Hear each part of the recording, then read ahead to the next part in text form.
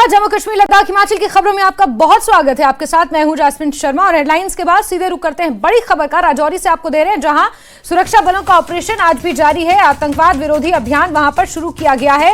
एक छात्र ने 4 संदिग्धों को देखा था। पिछले साल इसी इलाके में कुछ संदिग्ध देखे गए थे। बाद में इस इलाके में 2 बड़े आतंकी हमले भी हुए थे। सुरक्षा बल इलाके की तलाशी ले रहे हैं और बड़ी खबर आपको बता दें कि सुरक्षा बलों ने राजौरी में अपना ऑपरेशन शुरू किया है।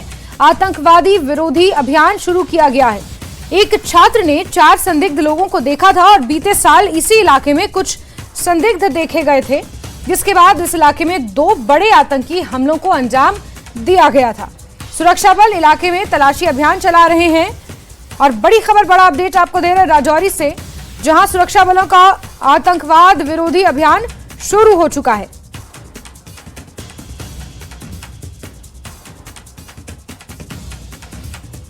तो राजौरी से आपको यह अहम खबर दे रहे हैं, जहां सुरक्षा बलों का ऑपरेशन जारी है। आतंकवाद विरोधी अभियान वहां पर शुरू किया गया है। बीते साल इस इलाके में कुछ संदिग्ध देखे गए थे। एक छात्र ने उन्हें देखा था। बाद में इसी इलाके में 2 बड़े आतंकी हमलों को अंजाम दिया गया था और सुरक्षा बल इसी इलाके में तलाशी अभियान चला रहे हैं। पुंज राजौरी का ये पूरा इलाका है, जहां पर यह माना जा रहा है कि पीर पंचाल की पहाड़ियों के पीछे कुछ लॉन्च पैड से 200 से 300 आतंकवादी इन्फिल्ट्रेट करने की, घुसपैठ करने की फिराक में है। ऐसे में उनकी इस नापाक हरकत को अंजाम देने के लिए, इस नापाक हरकत को नाकाम बनाने के लिए सुरक्षा बलों ने यह अभियान गहनता से यहां पर चलाया है। गौरतलब है कि पिछले हफ्ते जिस तरह से पुंछ के डीकेजी में घात लगाकर सेना के काफिले पर हमला हुआ था, उसके बाद से ही यह अभियान लगातार जारी है और इस अभियान को एक्सटेंड कर दिया गया है राजौरी तक, जहां पर आतंकवाद विरोधी अभियान अब शुरू हुआ है।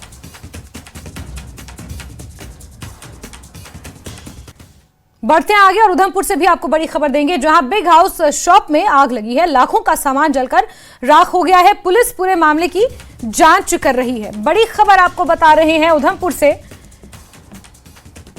जहां बिग हाउस मॉल में यह आग लगी है। लाखों के सामान के जलने की इसमें आशंका है। हालांकि जानी नुकसान की कोई खबर अभी तक सामने नहीं निकल कर आई है, लेकिन पुलिस पूरे मामले की जांच कर रही है। आग किस वजह से लगी, क्या कारण रहा, इसे खंगालने की कोशिश की जा रही है और आग पर काबू पाने की कोशिश फिलहाल अभी भी जारी है।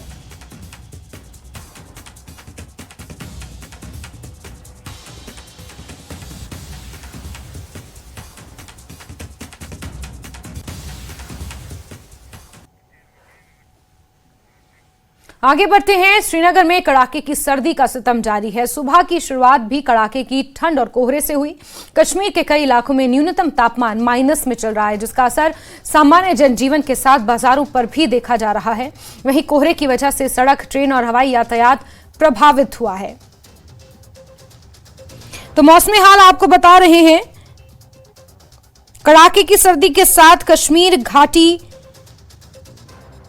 में ठंड और ज्यादा बढ़ गई है। घना कोहरा चारों तरफ नजर आ रहा है।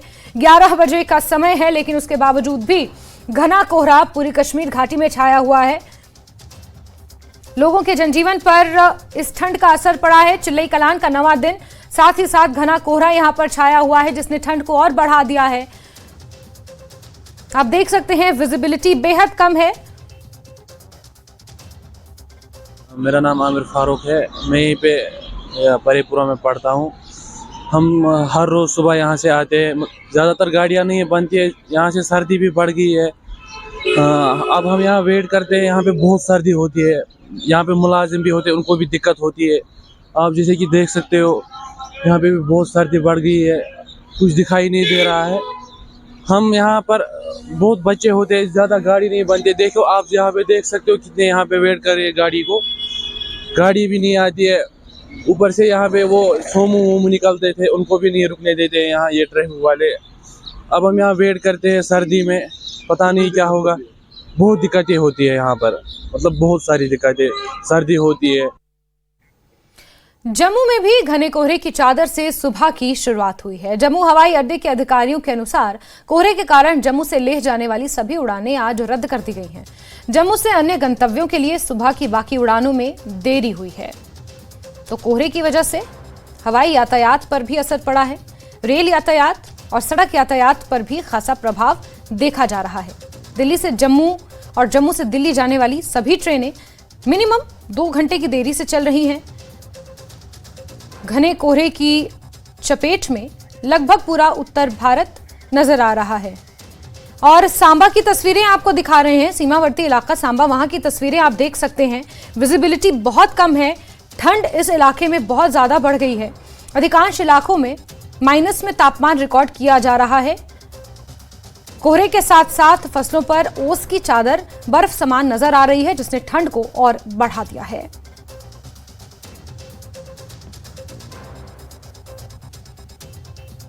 तस्वीरें आप देख सकते हैं, सांबा की आपको ये तस्वीरें दिखा रहे हैं। ये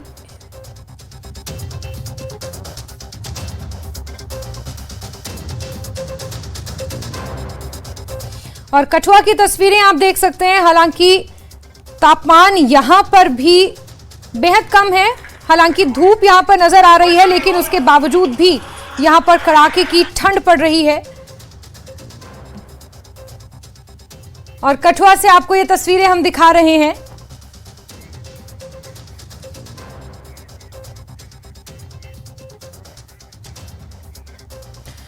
और हमारे तमाम सहयोगी अलग अलग इलाकों से हमारे साथ जुड़ गए हैं। श्याम सुंदर, चरणजीत और राजन हमारे साथ जुड़े हुए हैं। सबसे पहले सांबा का रुख कर लेते हैं, वहां से हमारे सहयोगी हमारे साथ जुड़े हुए हैं। श्याम सुंदर, श्याम, सांबा में आपके पीछे मैं देख पा रही हूं घना कोहरा और कहीं ना कहीं ओस की परत भी फसलों पर नजर आ रही है, जिससे कड़ाके की ठंड वहां पर पड़ रही है।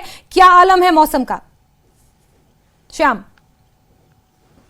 बिल्कुल जास्मिन, मैं ये बताता चलूं कि पिछले एक हफ्ते की अगर हम बात करें तो कड़ाके की ठंड जो है वो देखने को मिल रही है यहाँ पे। और कहीं ना कहीं अगर हम बात करें तो पिछले 2 दिन से यहाँ सूर्य देवता के दर्शन नहीं हो पाए हैं। और आज की अभी की अगर हम बात करें तो 11 बजने को है, तो कड़ाके की ठंड और घना कोहरा जो है वो अभी भी सीमांत इलाकों में जो है वो छाया हो रहा है। आप मेरे पीछे देख पा रहे होंगे कि घना कोहरा जो है वो अभी भी छाया हो रहा है। कहीं ना कहीं अगर हम बात करें सांबा में जम्मू पठानकोट नेशनल हाईवे की बात करें तो यातायात काफी प्रभावित हो रहा है और गाड़ियां सिर्फ रेंगती हुई नजर आ रही हैं और बिल्कुल लाइट जलाकर और आस्ता आस्ता वाहन जो है वो रेंगते हुए नजर आ रहे हैं। और कड़ाके की ठंड जो है और साथ ही साथ जो हवा चल रही है उससे सर्दी जो है वो बढ़ चुकी है। और फसलों के ऊपर जो कोहरा जो है जो ओस।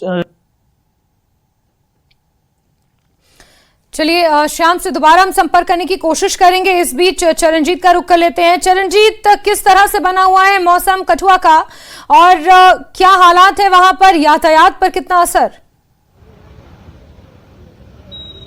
जी बिल्कुल जास्मिन, बता दूं कि कल की बात करें तो कल से यहाँ पर कोहरा जो है वो पड़ना शुरू हो गया। सुबह की बात करूं तो कल जो है देर शाम दोपहर के बाद ही जो है सूर्य देवता के दर्शन हो पाए। और आज सुबह की बात करूं तो आज करीब 7-8 बजे के करीब जो है वो यहाँ पर घना कोहरा जो छाया रहा, उसके कारण भी जो जनजीवन अस्त व्यस्त रहा। और अब की बात करूं तो यहाँ पर जो है धूप पूरी तरह से खिली हुई है।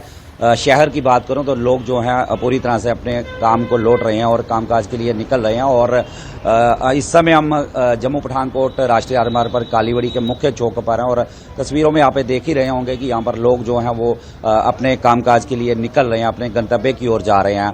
और वहीं दूसरी ओर बता दूं कि पहाड़ी इलाकों की बात करूं तो इस बार 1 दिसंबर को जो है वो बर्फ जो है बनी इलाके में सरथली में वहां पर पड़ी थी, लेकिन वहां अभी तक अब की बात करें तो अभी तक जो दिसंबर लगभग खत्म होने को है और अभी तक वहां पर जो है बर्फ जो है नहीं पड़ पाई है पूरी तरह से। और किसान जो है उनके चेहरे कहीं ना कहीं मायूस वहां पर नजर आ रहे हैं। और किसानों का भी यही रहता है कि अगर बर्फ सही ढंग से पड़ जाती है तो कहीं ना कहीं उनकी जो फसल है, बागवानी जो लोग हैं बागवानी से जुड़े हुए हैं, उनके चेहरे भी कहीं ना कहीं खिल जाते हैं। मायूसी जो है पहाड़ी इलाकों के लोगों में भी कहीं ना कहीं नजर आ रही है, क्योंकि इस बार बर्फ जो है वो काफी देर लगा रही है और अब तक जो है बर्फ लगभग ना के बराबर ही वहां पर पड़ी है। बिल्कुल जी जास्मीन। बिल्कुल चरणजीत, हालांकि कठुआ में धूप खिली हुई है लेकिन उसके बावजूद भी तापमान में गिरावट दर्ज की जा रही है। जम्मू का एक बार रुख कर लेते हैं। राजन, इससे पहले जब हमने आपसे बातचीत की थी तो उस दौरान जम्मू में घना कोहरा नजर आ रहा था, लेकिन जैसे जैसे दिन चढ़ रहा है सूरज की किरणें जम्मू की ओर बढ़ रही हैं। लेकिन जिस तरह से जम्मू और उसके जो आसपास के इलाके हैं जहां पर बर्फबारी होती थी उन इलाकों में बर्फबारी नहीं देखने को मिल रही है, जिस वजह से किसान और बागवान खासे मायूस हैं, क्योंकि उस बर्फ से पिघलकर जो पानी उनके खेतों में आता था वो कहीं ना कहीं फसलों के लिए लाभदायक साबित होता था। इस वजह से जो किसान और जो बागवान हैं वो लोग खासे परेशान हैं। देखिए जास्मीन, सुबह 8 बजे हमने आपको तस्वीरें दिखाई थी किस तरह से डेंस फॉग था और विजिबिलिटी काफी कम थी। आपने सही बोला कि अब 11 बजे के बाद की स्थिति ये है कि अब हल्की धूप खिली है। हालांकि धूप खुल के जिसे हम कहते हैं वैसी नहीं है, ठंडी धूप है, लेकिन फिर भी जो विजिबिलिटी है वो अब पहले के मुकाबले ठीक हुई है।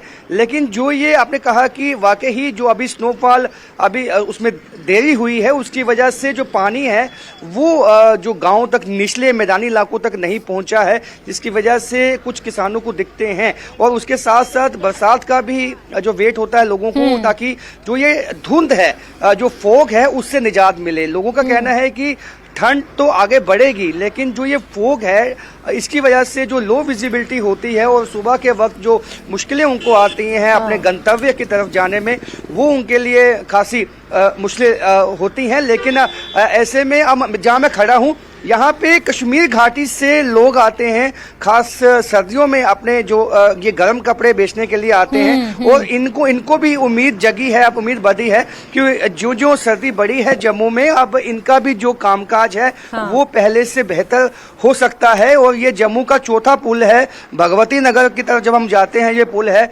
अब जब सर्दी बढ़ी है, कोई उम्मीद जगी है आपको काम बढ़ेगा? हाँ, उम्मीद जगी है। कहाँ से आते हैं? कश्मीर से हम। अच्छा, तो किस उम्मीद में आते हैं? यही उम्मीद है काम चलेगा, ठंड पड़ जाएगी, काम चले जाएगा। तो 2 दिन से ठंड पड़ी, अब आपको उम्मीद जगी है और ज्यादा अब लोग आए हैं? आ जाएंगे लोग, लेट ही निकलते हैं आजकल, ठंड है, लोग जो है लेट बाहर निकलते हैं। ठंड है तो लोग लेट बाहर निकलते हैं, लेकिन यहाँ सबसे ज्यादा रश जो है जो दिन आगे बढ़ेगा। बिल्कुल राजन, एक छोटा सा अपडेट आपसे चाहेंगे, क्योंकि दिल्ली से जम्मू की ओर आने वाली जो ट्रेन्स हैं उनके बारे में जानकारी निकल कर आई है कि लगभग 2.5 घंटे की देरी से वो चल रही हैं। कुछ डोमेस्टिक फ्लाइट्स हैं जिन्हें रद्द कर दिया गया है घने कोहरे की वजह से, क्योंकि सिर्फ जम्मू ही नहीं पूरे उत्तर भारत में घना कोहरा इस वक्त छाया हुआ है। जम्मू में रेल यातायात, हवाई यातायात को लेकर कोई ताजा अपडेट?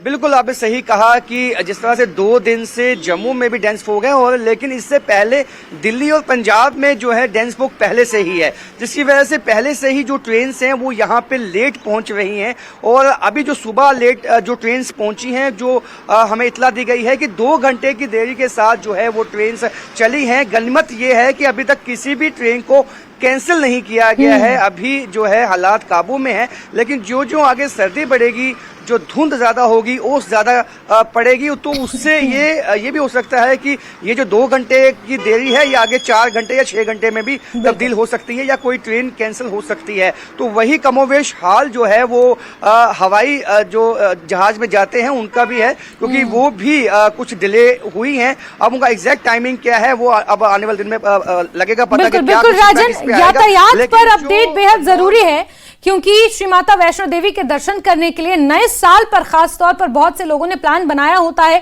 देश भर से बहुत लोग माता वैष्णो देवी के दरबार आते हैं, रेल मार्ग से या फिर हवाई मार्ग से, और वहां पर किस तरह की स्थिति है ये जानकारी बेहद जरूरी है। राजन, आप लगातार बने रहें। श्याम, आपसे बातचीत कर रहे थे, सांबा में किस तरह के हालात हैं और किसानों बागवानों को लेकर जो चिंता बढ़ी हुई है, जो ये आउटस्कर्ट्स के इलाके हैं, यहाँ पर सांबा में किसानों का क्या कुछ कहना है? क्या वो भी मायूस है कठुआ के किसानों की तरह, क्योंकि बर्फबारी नहीं हो रही है, बारिश जिस तरह से होती थी वो नहीं हो रही है, फसलों को नुकसान हो रहा है इससे? हाँ बिल्कुल जास्मीन, पहले तो मैं आपको ये बताता चलूँ कि जम्मू पठानकोट नेशनल हाईवे पे जो यातायात है वो पूरी तरह से प्रभावित हो रहा है इस फॉग से, घने कोहरे से। और साथ ही साथ अगर हम बात करें तो पहाड़ी इलाकों की अगर हम बात करें, सांबा के मैदानी इलाकों में, तो धुंध का जो असर है वो लगातार पिछले 2-3 दिन से देखा जा रहा है। घना कोहरा छाया हुआ है, सूर्य देवता के दर्शन नहीं 2 दिन से हो पाए, और अभी भी आप मेरे पीछे देख रहे होंगे कि जो कोहरा है वो किस तरह से छाया हो रहा है। और खास खासकर अगर हम बात करें ओस जो पड़ रही है फसलों के ऊपर, उसकी वजह से भी सर्दी जो है वो ज़्यादा ठंड जो है वो ज़्यादा बढ़ चुकी है और ठंड जो है वो ज़्यादा बढ़ चुकी है और लोग जो है वो आग का सहारा लेने पे मजबूर है। और साथ ही साथ मैं अगर हम बात करूं तो ये मैदानी इलाका है, खासकर किसान लोग जहां पर ज़्यादा रहते हैं और किसान सुबह अगर हम बात करें तो सुबह निकलते थे, सुबह 7 बजे 8 बजे निकलते हैं अपने पशुओं के चारे के लिए, लेकिन जो धुंध है और साथ ही साथ जो कोहरा गिर रहा है, जो ओस गिर रही है फसलों के ऊपर जहाँ चारे के ऊपर, वो अभी उसको थोड़ा डिले कर रहे हैं। 11 और 12 बजे के बीच में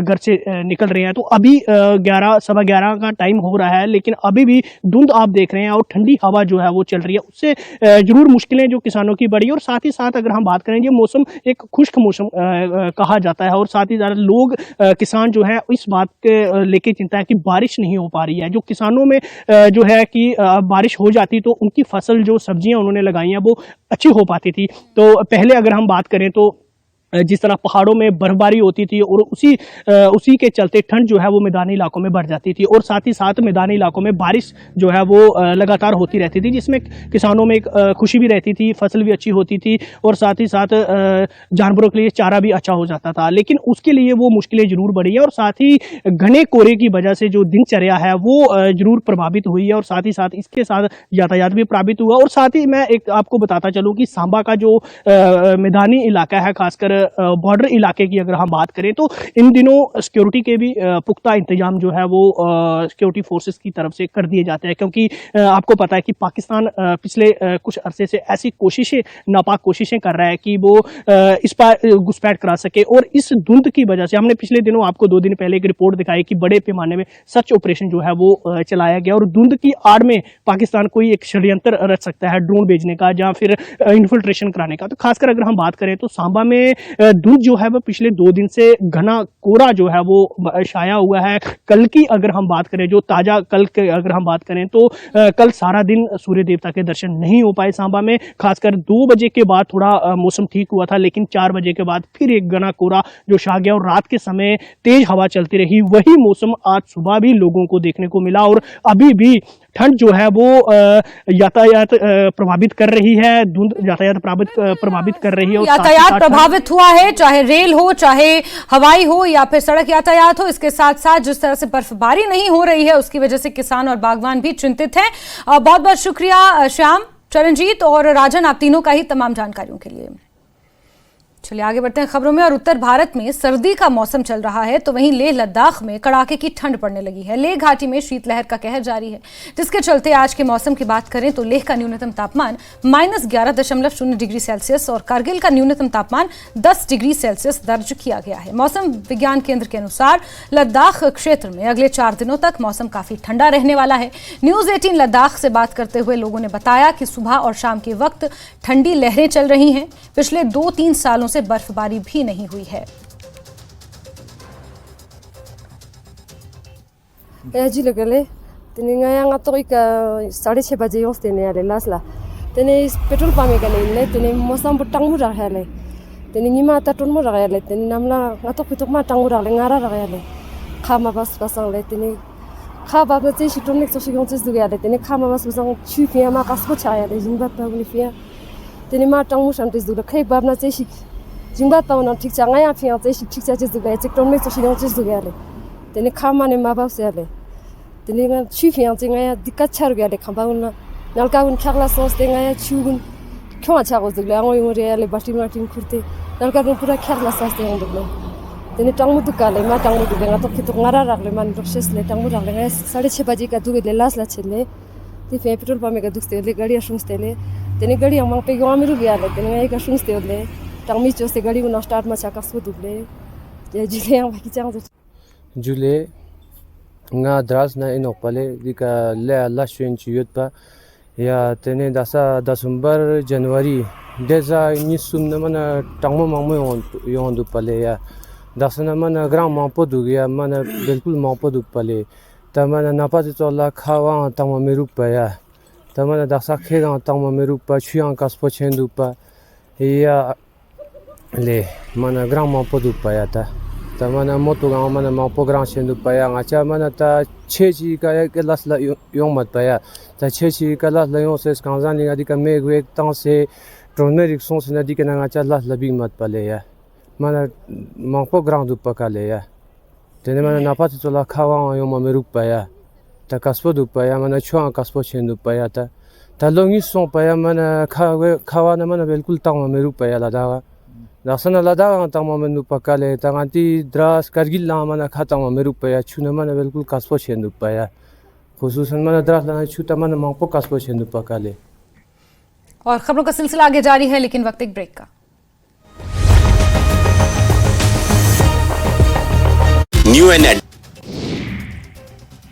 पूर्णिया के कृत्यानंद नगर थाना की पुलिस ने 4700 बोतल प्रतिबंधित कफ सिरप किया जब्त। पुलिस ने वाहन के साथ तस्कर भी किया गिरफ्तार।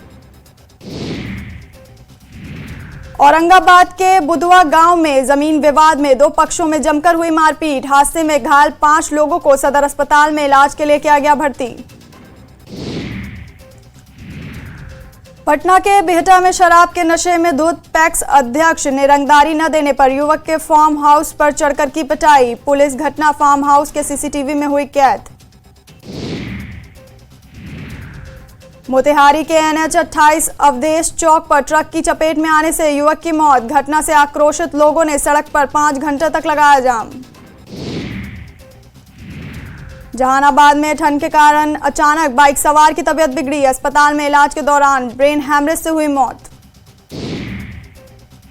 धनबाद में तेज रफ्तार हाईवा ने बाइक सवार छात्र को कुचला। छात्र की मौत से आक्रोशित लोगों ने मुआवजे की मांग करते हुए विरोध में सड़क की जाम। गुमला के सदर थाना क्षेत्र में नशे में धुत बाइक सवार ने 2 युवकों को मारी टक्कर। हादसे में दोनों युवकों की मौत। बाढ़ अनुमंडल के बाढ़ थाना क्षेत्र में बाइक चोरी करते एक बदमाश की लोगों ने की पिटाई, जिसके बाद बदमाश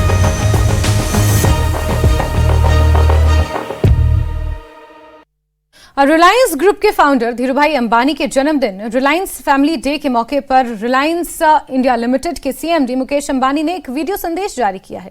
रिलायंस फैमिली डे के मौके पर मुकेश अंबानी ने भरोसा जताया कि रिलायंस इंडिया लिमिटेड का लक्ष्य आने वाले समय में दुनिया की टॉप 10 बिजनेस समूहों में शामिल होने का है।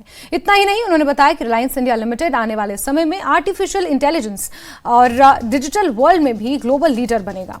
उन्होंने कहा कि डिजिटल प्लेटफॉर्म्स के दौर में डेटा भी प्रोडक्शन का एक नया फैक्टर बन गया है, इसलिए डेटा इस्तेमाल में हमें सबसे आगे रहना चाहिए। प्रोडक्टिविटी और एफिशिएंसी बढ़ाने के लिए हमें आर्टिफिशियल इंटेलिजेंस की मदद लेनी चाहिए। साथ ही कहा कि रिलायंस की सभी प्रमुख कंपनियों को अगले साल तक इस बदलाव को पूरा कर लेना है। Artificial intelligence immersive tech company बनने के लिए हमें हर स्तर पर टैलेंट, स्किल सेट और क्षमताएं विकसित करने की जरूरत है। हमें दुनिया में सर्वश्रेष्ठ बनने के लिए अपने टैलेंट पूल का विस्तार करना चाहिए।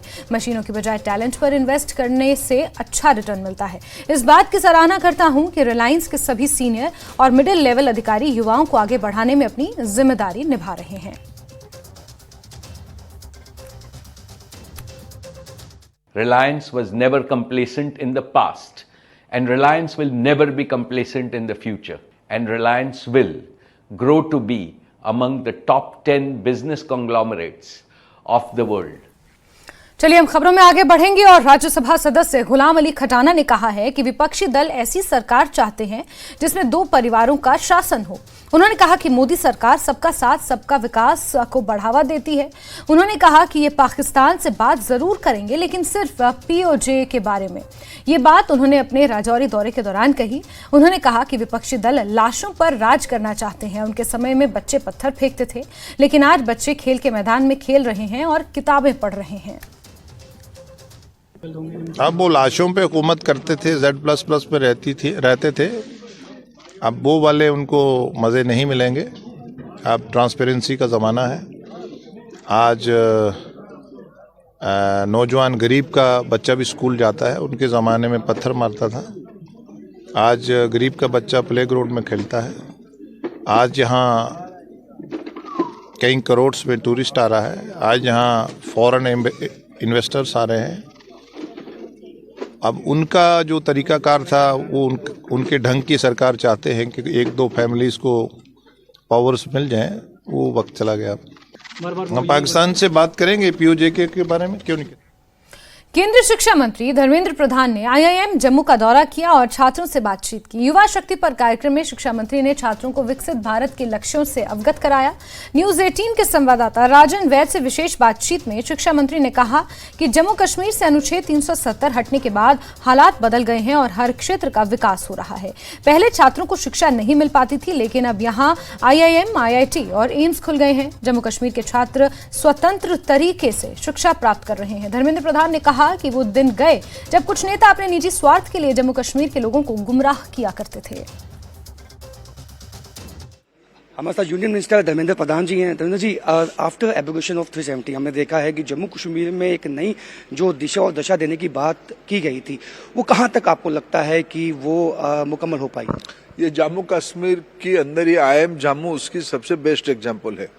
कई सारे इंस्टीट्यूशंस नए खुल रहे हैं, रोड्स डेवलपमेंट हो रहा है, यहाँ की अच्छे से पंचायती राज की चुनाव हो गया है, यहाँ की प्रशासन में काफी सुधार आई है, गरीबों को सबसे ज्यादा बेनिफिट मिल रहा है। जिनके लिए दिल्ली पैसा भेजता था उन लोगों तक सीधा डीबीटी में आज पहुंच रहा है।